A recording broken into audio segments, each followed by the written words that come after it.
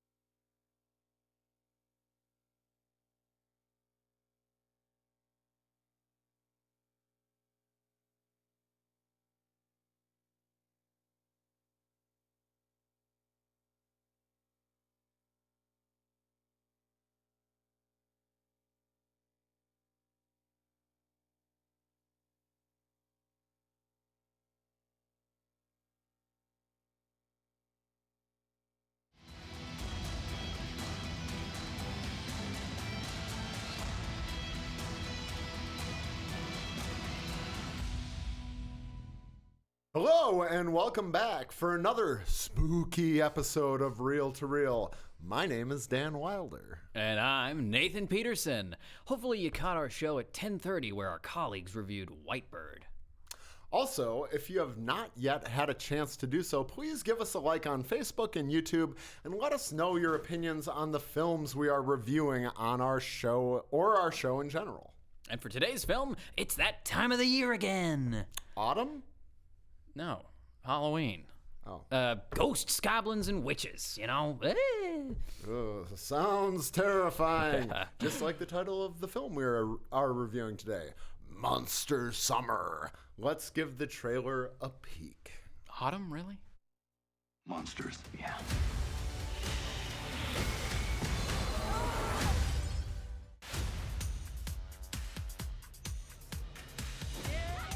It's good to have the gang back together again.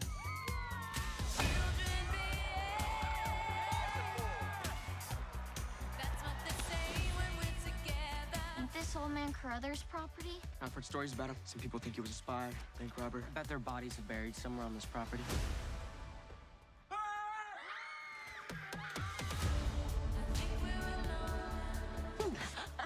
That's one in. Tracy there.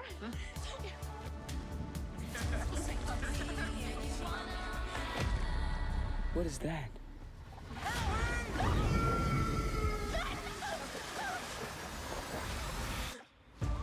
A teenager is recovering today after nearly drowning. Hey, Ben. Something happened to Ben that I can't explain.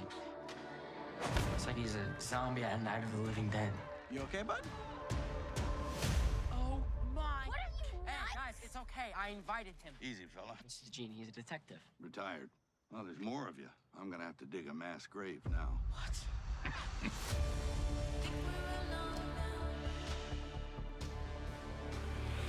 Something is out there. If we sit around and do nothing, kids are gonna get hurt, including us. It came after me, man. What came after you?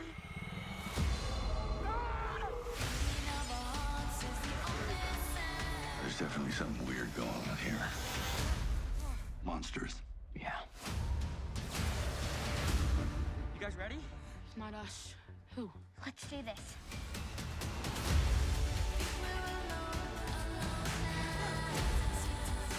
The kids have this vacant look in their eyes. Lights are on, nobody's home. You are overreacting. It's just kids being kids.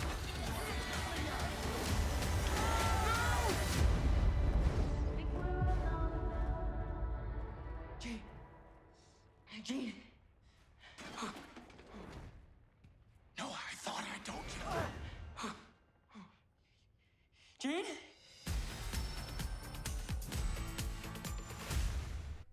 Oh my goodness. Yeah, it does look spooky. Yeah, I don't think I'd want to be on that island.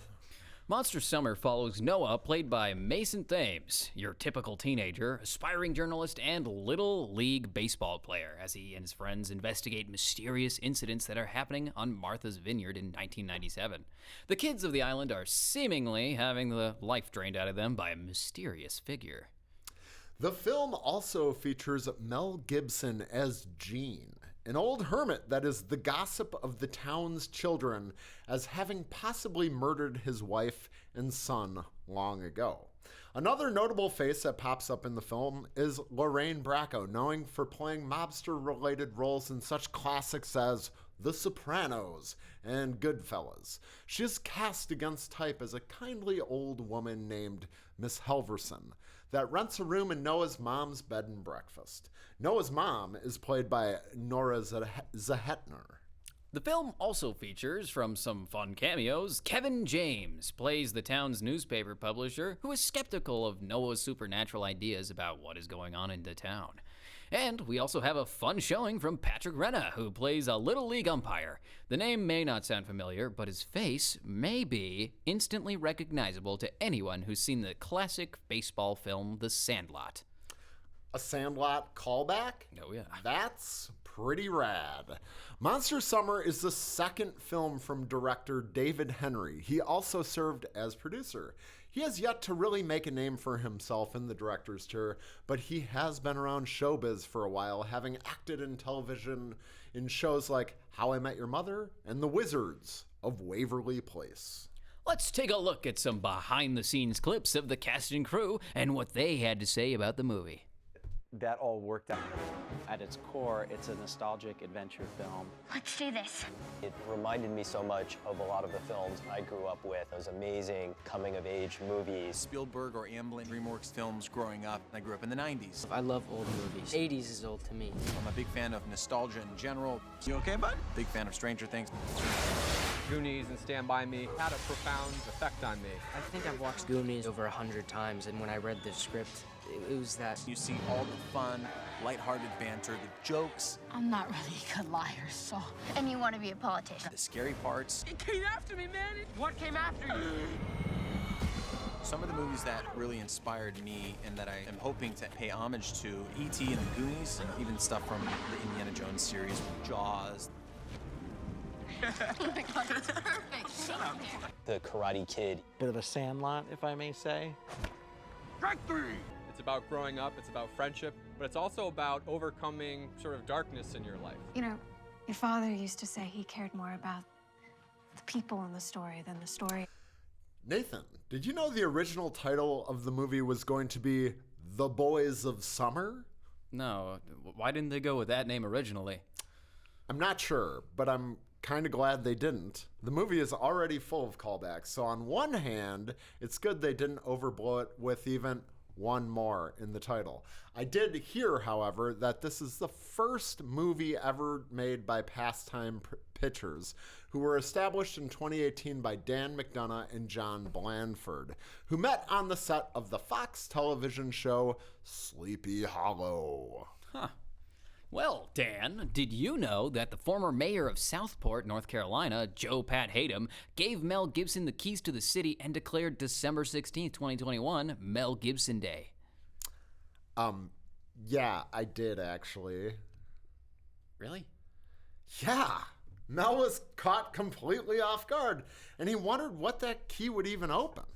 Yeah, you seem really caught up on your Mel Gibson facts. well, yeah, I love that guy, like a lot. I love you, Mel Gibson. Okay, I think we should cut to the commercial before Dan starts reenacting his lines in the previous works. Quickly, please. Please, come on. We really try and keep track of what's going on in the world as far as what are the trends. And so when a student comes here, they're learning the marketing aspects of video production with turnkey. So they learn how to write, storyboard, and capture video, set lights, set audio, and then they learn how to edit everything from start to finish. We believe that we are providing a transformative educational experience. It's hands-on, it's project-based, it's portfolio-based, it's based on real-world industry experiences. They take deep dives on all of these. You know, a lot of the classes are tiered, so you get an entry-level course and then an advanced, and then, you know, you hit your capstone projects where you're bringing them all together. So it's nice the way that they structure it and help you get a deeper understanding of stuff that you may or may not have thought you already had a good handle on. I went into this film mildly optimistic about seeing a fun throwback about a group of kids solving a mystery in the vein of The Goonies, Stand By Me, It, or E.T. After all, I grew up in the 80s and 90s, and these films were my bread and butter. I ate them up, every minute of these classics. In a way, that is what I got from Monster Summer, a movie that claims it takes place in 1997. We have the treehouse from The Sandlot, and many baseball scenes featuring an actor from that same film. The bikes from E.T., kids in peril of a child-eating monster like it. We have the main character writing on a typewriter like Stand By Me. A typewriter in 1997. Home computers were standard by then.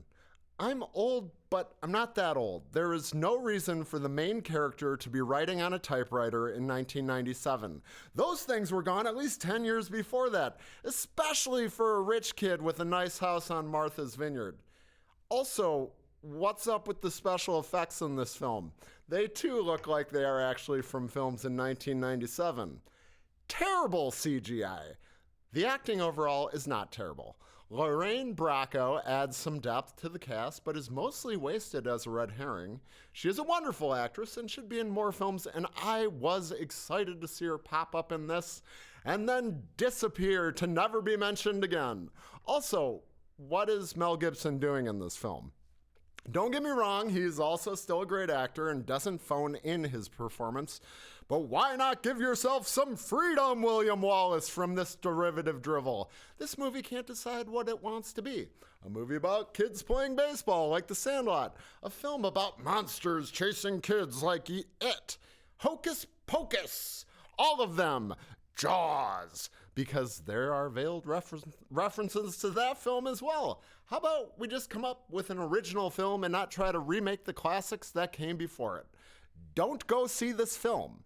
Stream Stranger Things instead, because at least that show has some class at recreating the classics. This film is just trash. The only reason I'm not giving this film 1 reel is because the acting is actually decent. So I'll give it 2 out of 5 reels. Harsh but realistic criticisms, I suppose, Dan. Monster Summer is somewhat of a baby's first horror, similar to what Goosebumps was during its heyday. However, I personally felt like I was watching the actors rather than the characters. The performers, or their performances anyway, weren't really much to write home about, despite some of them being in the industry for a long time. With a horror movie aimed at a younger audience, it doesn't really give the writers much room to expand upon these horror elements, so a lot of the scenes come off as cheesy or cliche. Some of the character progression also feels a little rushed, as if there's a time limit on how long they have left to film. For instance, Mel Gibson's character, Gene, is the talk of the town as some creepy old man, but when the main cast has a friend in trouble, it just magically turns out that he's gonna come and help and take the crew to the start investigations.